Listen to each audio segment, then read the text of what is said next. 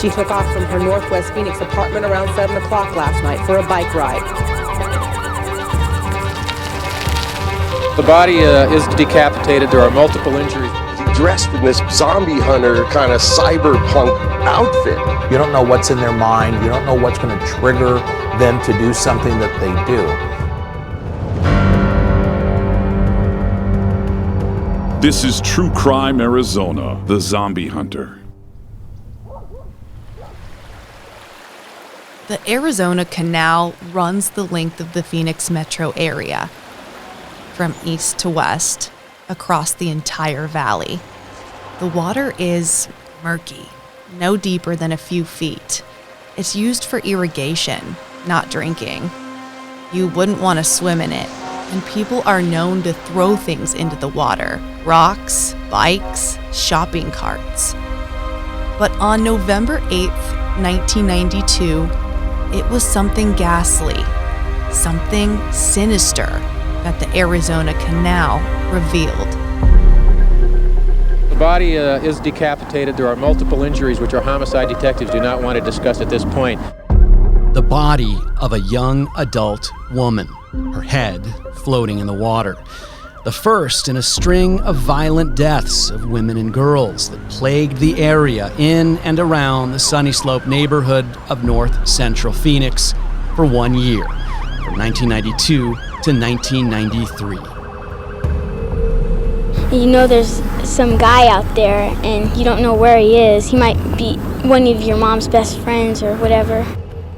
5 deaths: Angela Brasso, Brandy Myers, Melanie Burness, Shannon Almach, Cynthia Cano, and no leads. 0. Zilch.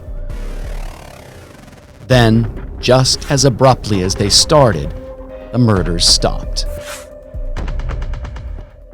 7 years later, 1,500 miles away from Phoenix and the Arizona Canal, another string of attacks began in the town of Everett, Washington.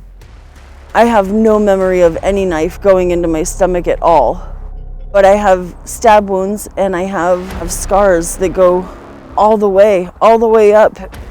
A teenager on a trail, a hitchhiker in her mid-20s, and a truck driver in her 30s. It's just so maddening that whoever did it has been free for this long. They killed my sister. They took her away from her family and her friends. What connects all of these cases is their physical proximity to one man, one violent, unusual man. We knew of him, yes. He always seemed kind of like quiet, odd. You always want to know, what really happened and who was involved.